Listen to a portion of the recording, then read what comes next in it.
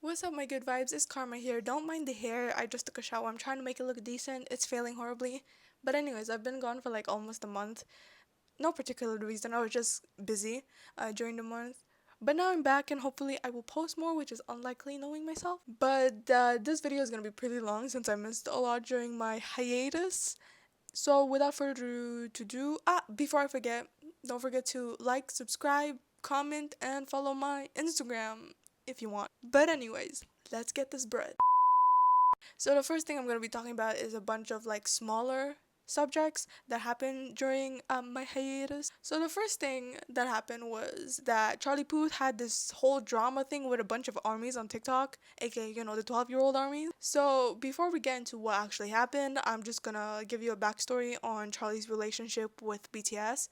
So in 2018, Charlie Puth performed We Don't Talk Anymore with Jungkook at the MBC Plus X Music Awards.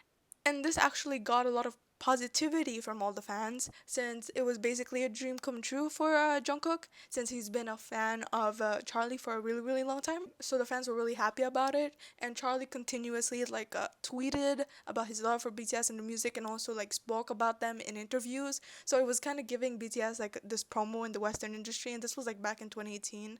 They already got big here, but free promo. No one's mad at that. But suddenly, his tweets from 2017 to 2018 were just deleted. I guess by himself, he's just clearing his feed, I guess. And that's what a lot of armies thought as well. They just thought, oh, he's just cleaning his feed until all the support he had for BTS and everything and always continuously talking about him suddenly stopped. Where did all the support go, bud? Like what happened? So let's head to what happened recently. So an army on TikTok decided to start a trend where you would comment on Charlie Puth's post. Remember when you used BTS and Jungkook? Which is again a horrible idea, and honestly it's been 2 years. Like move on. All the armies, most of the armies, okay, the logical ones moved on as well. So why couldn't 12-year-olds move on?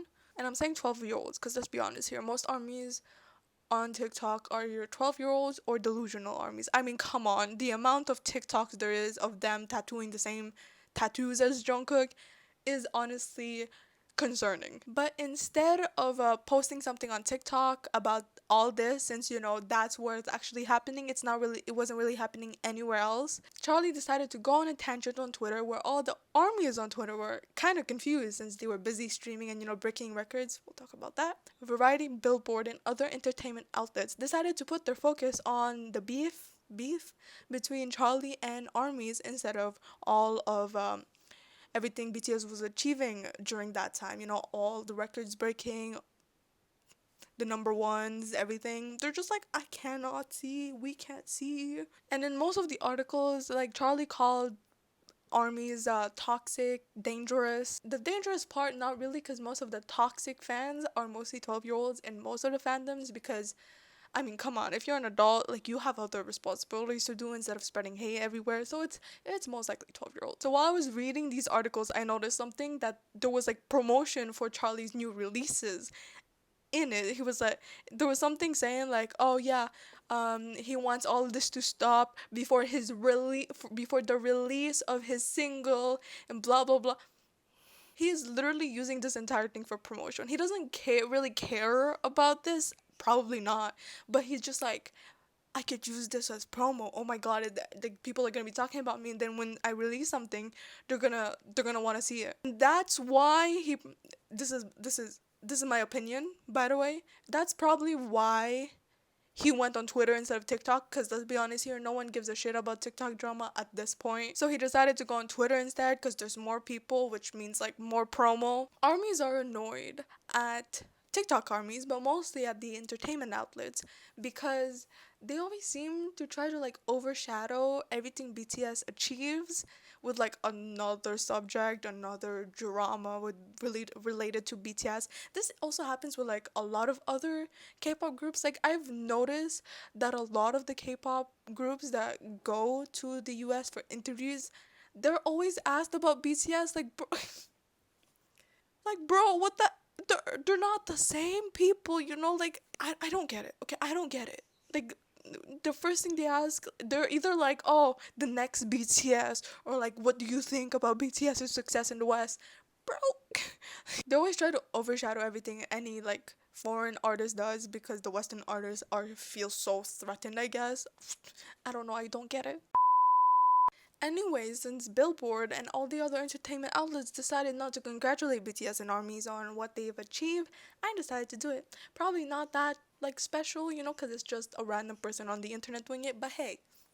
So I was gonna read out all the achievements, but then I realized how many there were, so here's just a compilation.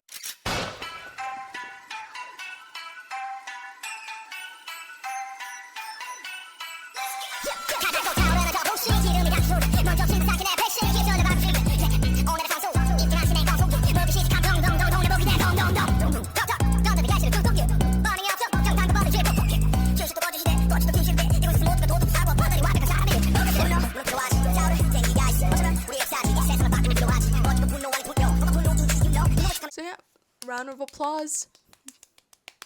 Bravo.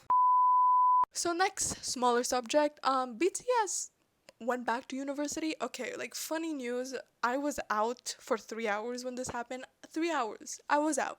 Came back, and everyone was freaking out, and I was so confused. I was like, who died?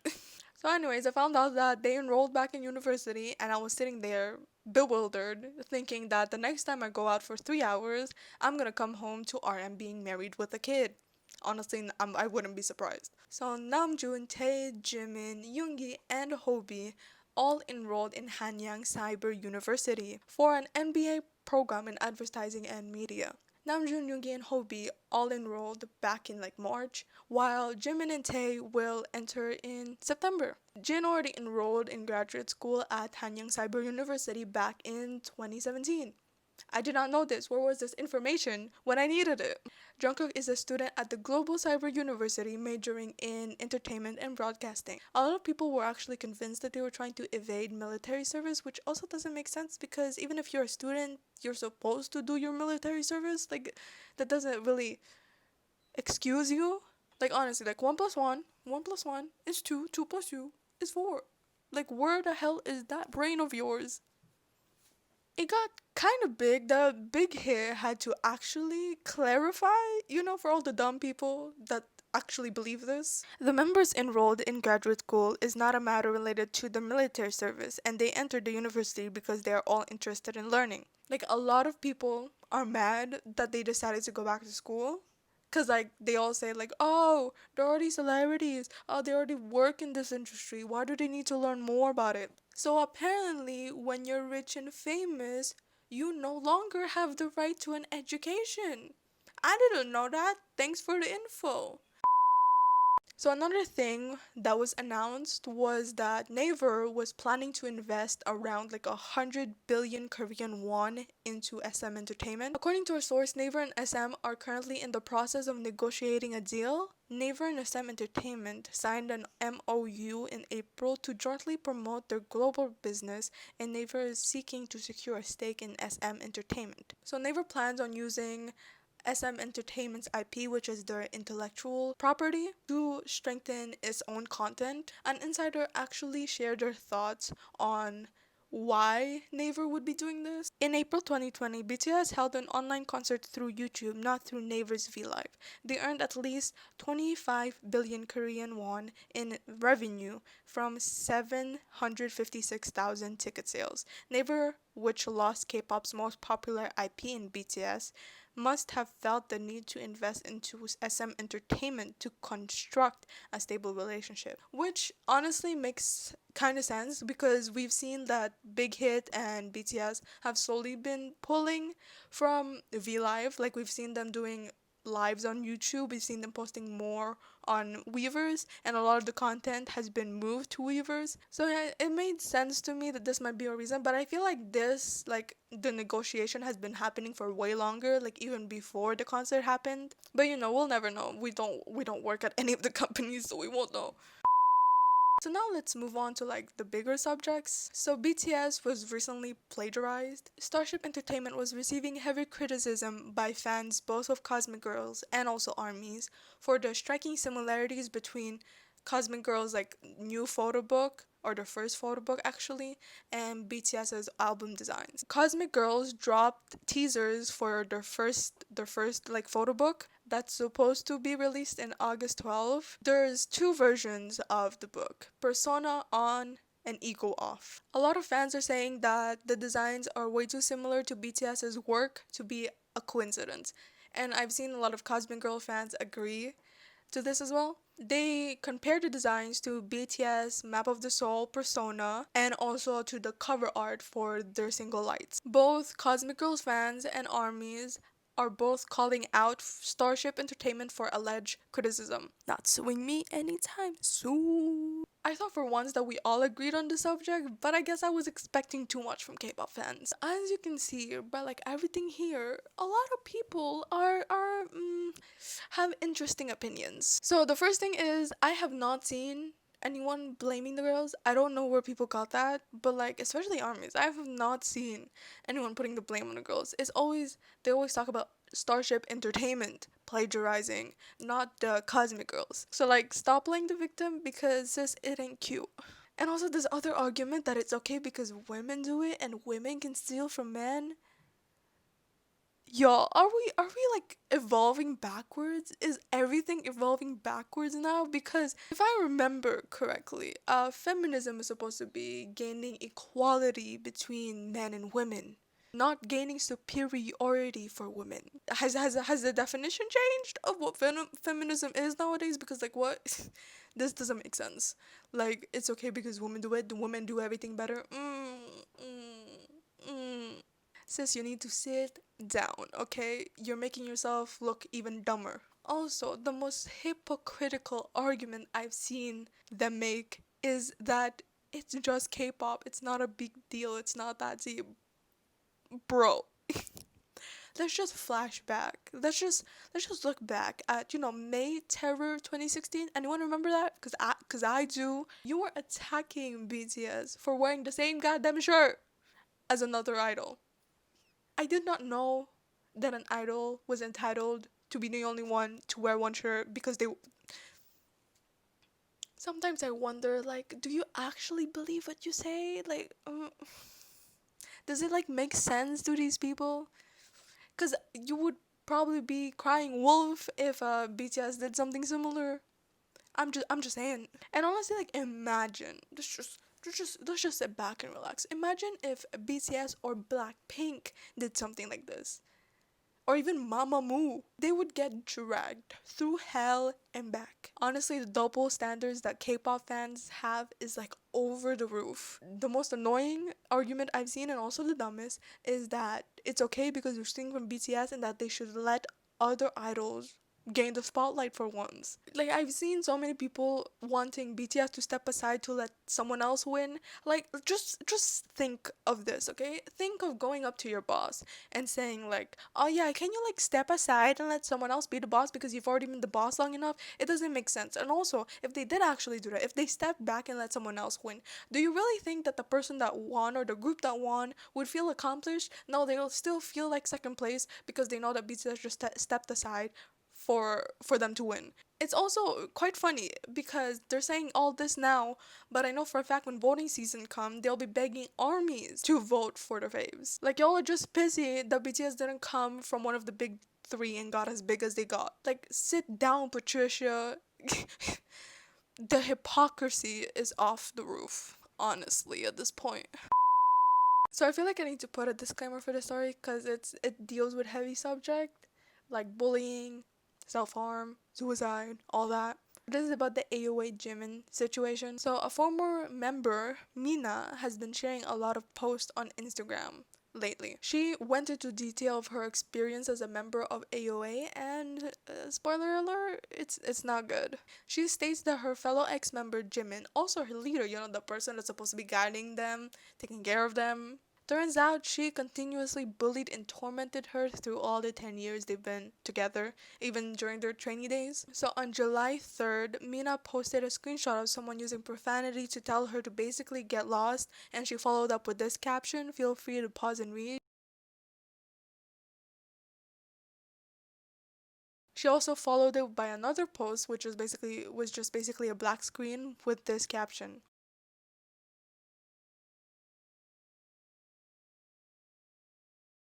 During this time, Jimin, like the genius she is, decided to post on her story.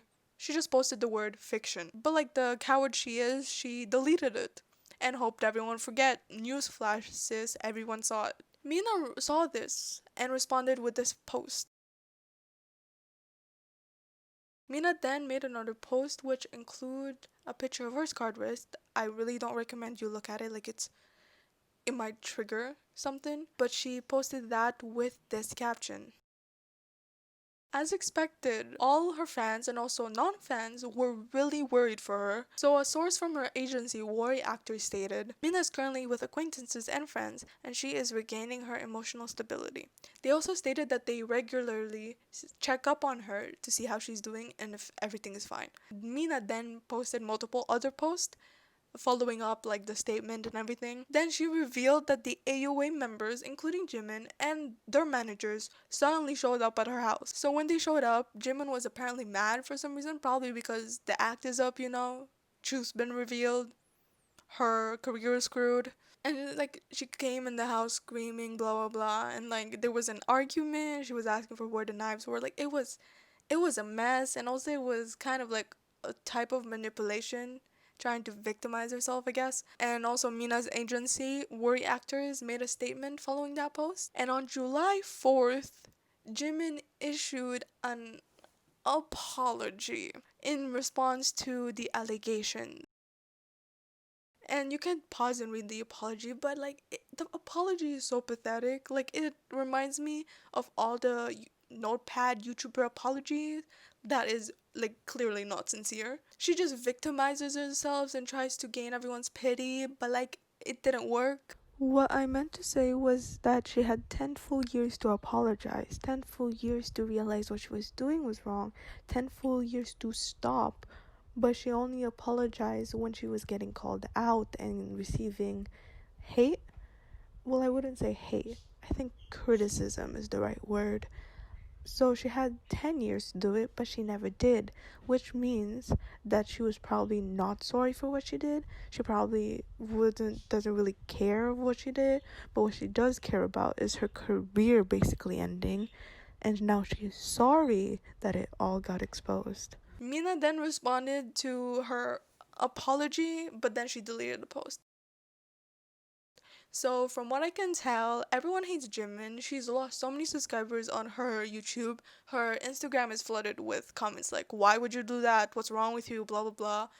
And as well as the other members for like just standing there and watching and not really helping.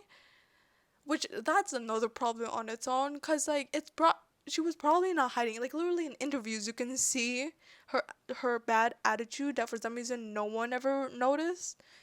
Like I guess everyone turned a blind eye to it. Now it's resurfacing, and like you can tell that the members probably knew, but why did they not do anything? I forgot to mention that we should also be criticizing the company because this had been going on under their nose, and I do not believe that they did not know that this was happening. So it wasn't only the girls' fault for being like accomplices, I guess, or witnesses, but as well as the company who decided not to do anything with it about it, and on top of that told the managers to go to Mina's house. As we know, Mamamoo is known to already receive like a lot of undeserved hate because a lot of other fans are threatened by their popularity. It got worse like last week, I think, resulting in the hashtag respect Mamamoo trending. Mamamoo's official channel was hacked. I'm not talking about the Luna situation. I'm talking about like the one after.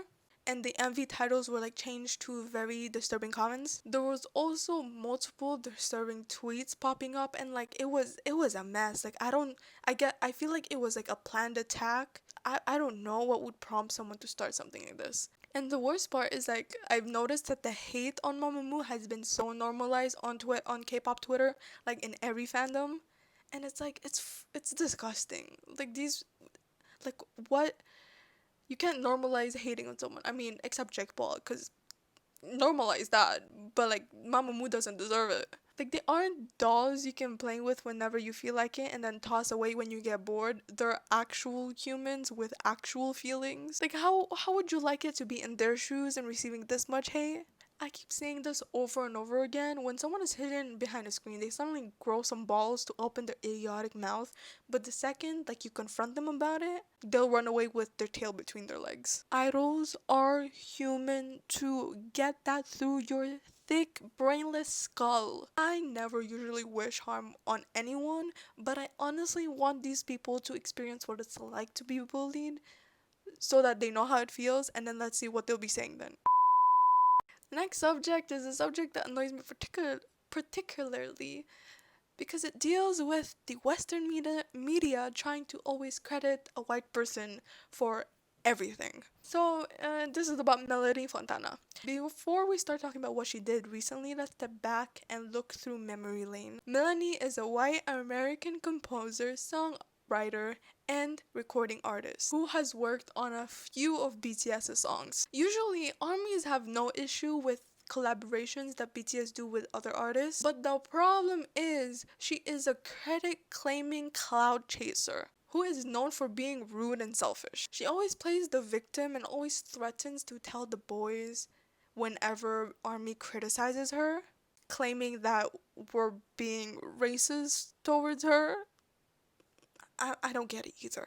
She always claims total credit and also misrepresents her involvement in BTS's songs. She also claims to be responsible for BTS's success, which also feeds into the idea that BTS or any other K-pop group can't be successful in the West without the help of a white person. She first worked with BTS on Boy With Love, in which she wrote the chorus. Actually, BTS ended up changing the chorus. RM even said that it was nearly impossible to write Korean lyrics to her melody, and that he ended up rewriting basically everything. Her posts always make it seem like she's the only one that worked on the song, claiming that Boy With Love is her first platinum single, as well as claiming that she is responsible for the Guinness World Record relating to Boy With Love. She also tried to sell her selfie with BTS for profit. Like,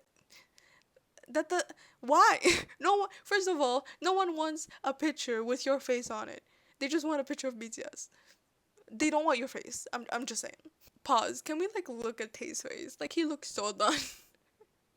Anyways, of course the Western entertainment news outlets eat her crap up for breakfast since they feel threatened that a non-American and also non-white group is controlling 60% of their charts. She is also the one that agrees to do these interviews where she heavily implies that she is the one responsible for Boy With Love. She also gave this one statement in one of the interviews that literally sounded like it was taken out of a fanfiction. She literally says that her and Jungkook has this euphoria connection. First of all, calm your tits, you're married. Secondly, euphoria can what does that even mean? She also stated, seriously, okay, no sarcasm, that RM told her that her melodies had saved them when he specifically said on his V Lives that they were basically trash. I just find it so funny. I've never seen someone so delusional, okay? She's on the same level as Korea Booze at this point. She also took credit for Euphoria when it got big. Coincidence? I think not. She said in an interview that seeing them perform my song, here's the clip. Oh my god, but then to see them singing my song at Staples Center, what? Let's be honest, she probably just wrote that hey yeah, hey yeah, hey yeah, euphoria. She probably wrote that and was like, my song. So I should probably mention that she also used Sully's death as a way to victimize herself. She started talking about what she's been through so that people would sympathize her. She is also a well-known racist, so in conclusion, she is a human piece of shit. So let's talk about what she did recently. So when Sweet Night became huge and was breaking records, she decided to take credit of it. And not just part credit, she took full credit of the song. She also didn't give credit to anyone else, typically, Her husband, of course, because, crazy attracts crazy, delusional attracts delusional. He said that they both wrote the entirety of Sweet Night. But then there's this live that we did where he said that he wrote it while he was abroad. It is really known that Tae was the one that wrote and produced the song. Multiple articles said it. He even said it himself. How weird is it that they were silent throughout the process of writing Sweet Night, but suddenly when it got all those records, they decided to speak out and say, "We wrote it. I smell a snake." Also, her manager is another level of crazy. He claimed that they wrote the entirety of Sweet Night in English, sent it to Big Hit and V so that they could translate it in Korean. Huh, interesting. But isn't Sweet Night entirely in English? Or maybe I just don't speak English. Maybe I'm just being delusional here. And what you look at the text and you see that he tries to backtrack and it just makes himself look dumber. You know you've done something pretty shitty when you were able to piss off the commies of armies. That's an achievement in itself. And K armies are still on another level with these insults. Anyways, that's it for today. I am sweating like a pig because it's hot and I'm wearing a hoodie. And I don't know why I did this to myself. And this video is probably going to be pretty long and I'm probably already tearing my hair out while editing this. Anyways, since I knew that this was going to be pretty long, I decided not to read any tweets or any statements or any, I just read a few statements, but I didn't want to make it even longer and bore you even more. Anyways, I hope you enjoyed this. I will try to post more often. I will see you guys in my next one. Peace.